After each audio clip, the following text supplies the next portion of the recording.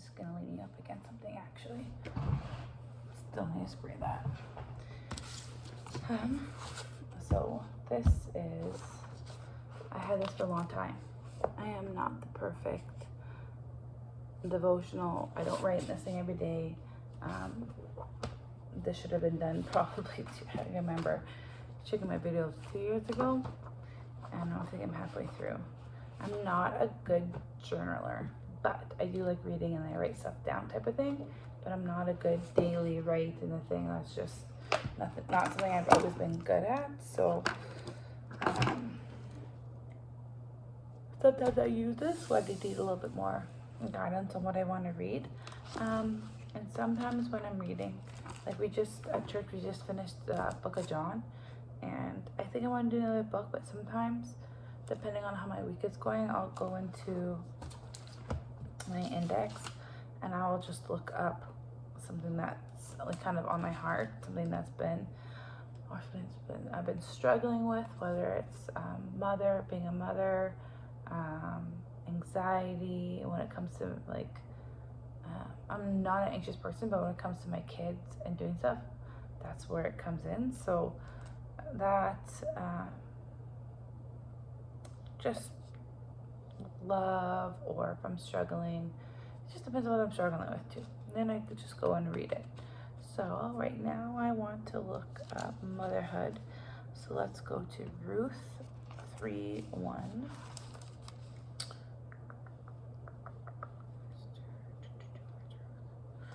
I don't know off by heart anymore either, my books, so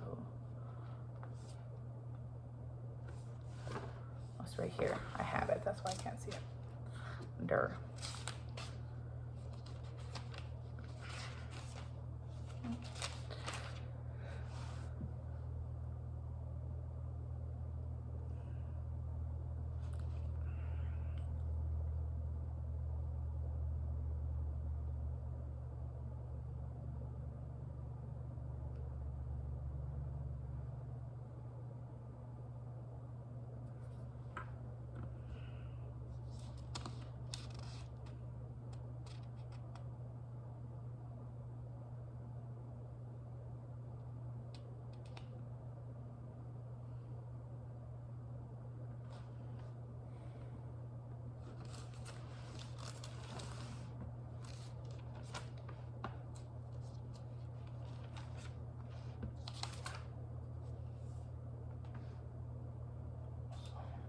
Psalms 139. Ruth 3:1 says, Ruth's mother-in-law Naomi said to her, my daughter, shouldn't I find rest for you so that you'll be taken care of? I'm gonna read. See, that to me just shows like it's okay to have time of rest and to look after one another and other moms and give them a chance of rest. And you know, this is coming from her mother-in-law, but we can do that for our friends and for our sisters, and just be there and provide them some rest so that they can be taken care of as well. Because sometimes mothers, we put ourselves last and we don't get taken care of or take care of ourselves. We put everyone ahead of ourselves, and that's not to say that our husbands don't do a good job, because my husband does an amazing job, but it's just meaning that we need sometimes to learn to take care of ourselves so that we can care to the best of our abilities. Psalms 139, 14 to 13. Where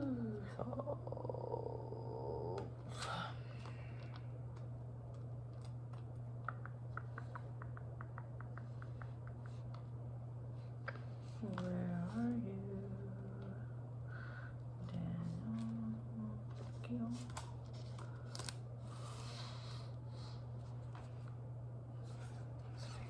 I put my things right, and then these confuse me. What's over here?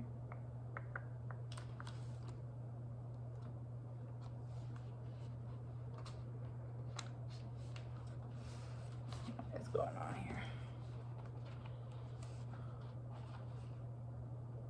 Psalms. Okay, Psalms. There we go.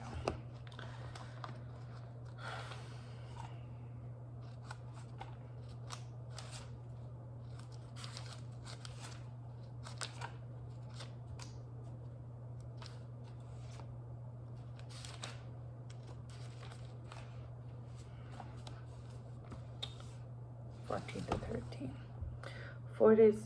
For it was you who created my inner parts. You knit me together in my mother's womb. I will praise you.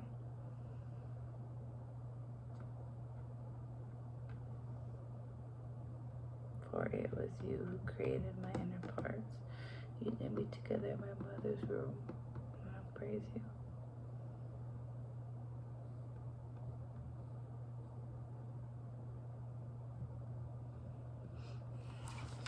I love that verse. It's just, yeah, I just love that verse. It just shows you that God always had you and how he created you, and he created you in your mother's womb. And it wasn't like the year when you're here on this earth, that's when God knows you, and that's when God starts caring for you. No, he cared for you even before you were here. In Proverbs 13:24.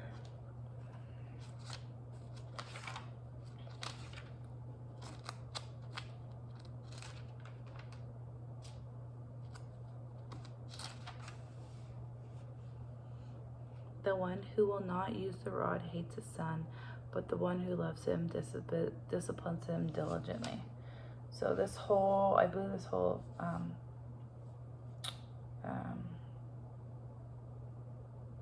chapter is about that. So 13 says, actually, I love Proverbs. It's just full of very wise nuggets of just truth and how to live. And the fruit of a righteous is a tree of life, but a cunning person takes lives. If the righteous will be repaid on earth, how much more will the wicked and sinful? And I think that's just because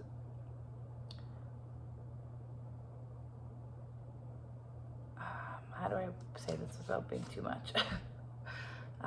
God is not of this world anymore. As soon as sin came into this world, he was no longer in control, because free will came in, Satan came in, and now he is, sometimes the Bible says, prince of this world, which in return means Satan. And yeah, so that was Proverbs 11:31. This is Proverbs 12. I'm sorry, excuse me. Whoever loves discipline loves knowledge, but the one who hates correction is stupid. I like this because it's so often when we get corrected, we become really self-guarded and really closed-minded, because no one likes to be told that they're wrong. But we need to sometimes understand that that's depending on the person, because some people correct you and it comes from a very negative, wrong place in doing so, and some people correct you out of love and just wanting to help you grow and just pushing you to be the better versions of yourself. But sometimes when we get corrected, we become a little misguided, a little hurt, because we do live in a selfish world where all we care about is me, and my thoughts and my opinions are right, and without any discernment to dig a little deeper and see what's right and what's wrong. Or as soon as somebody says you're wrong, or maybe they challenge you on a way of thinking, right away you kind of become guarded. And I just love that it says whoever loves discipline loves knowledge, and knowledge is continually growing. And as you grow in more knowledge, your opinions, your experiences change, and that's okay, because that's all part of getting more knowledge. But the one who hates correction is stupid. And I think that it's not in terms of like, there's some really smart people that don't like correction and stuff, that they're stupid. It just allows them not to grow, and stops them from moving forward and maybe reaching new areas of their life, or friendships, or achievement, or just lose out on stuff. And I think that's what it implies, not just stupid as in you're an idiot, you can't do 2 + 2. I think it means much more than that. One who obtains favor from the Lord, but he condemns a person who schemes. No one can be made secure by wickedness, but the root of righteous is unmovable. A wife of a noble character is her husband's crown, but a wife who causes shame is like rottenness in his bones. The thoughts of righteous are just, but guidance from the wicked is deceitful. The words of the wicked are deadly ambush, but the speech of the right rescues them. The wicked are overthrown and perish, but the house of the righteous will stand. A man is praised for his insight, but a twisted mind is despised. Better to be disregarded yet have a servant than to act important but have no food. The righteous cares about his animals' health, but even the merciful acts of the wicked are cruel. The one who works his land will have plenty of food. Whoever chases fantasies lacks sense. The wicked desires what evil people have caught, but the root of righteousness is productive. I like that. But the root of the root of righteousness is productiveness.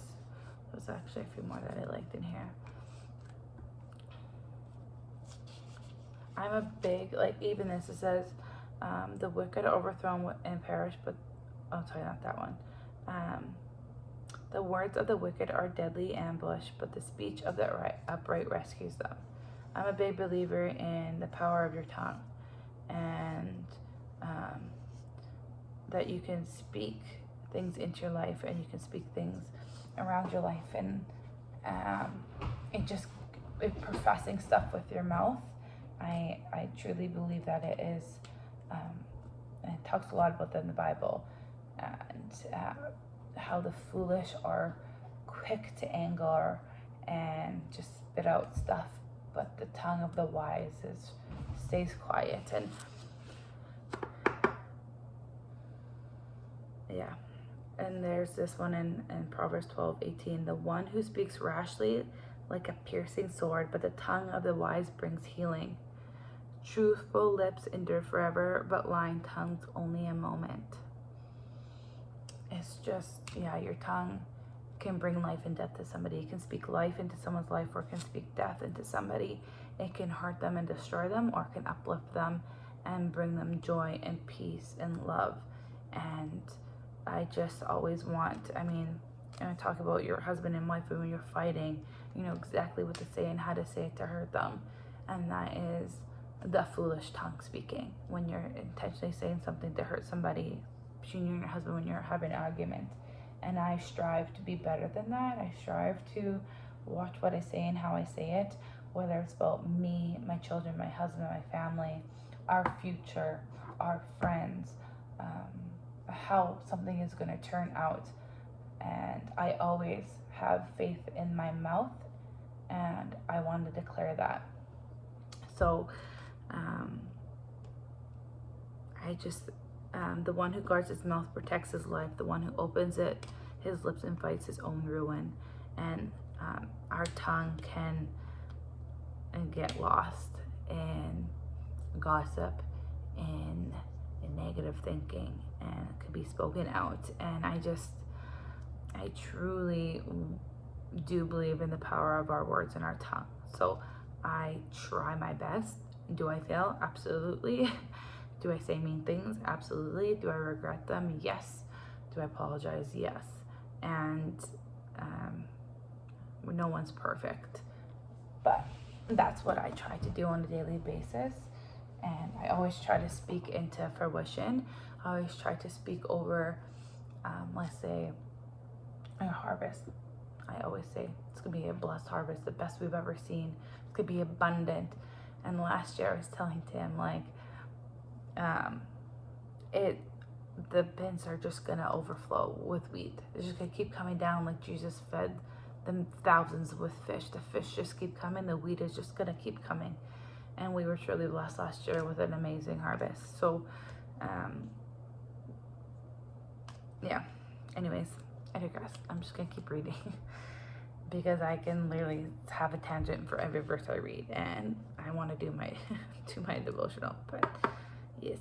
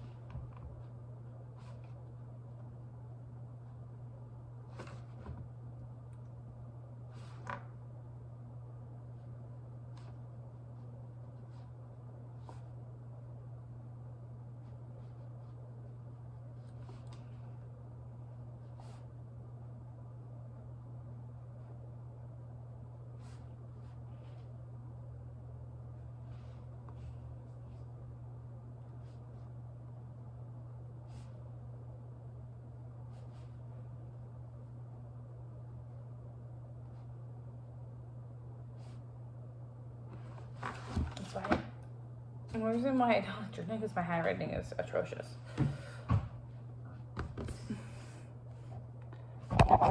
But I'm so sorry.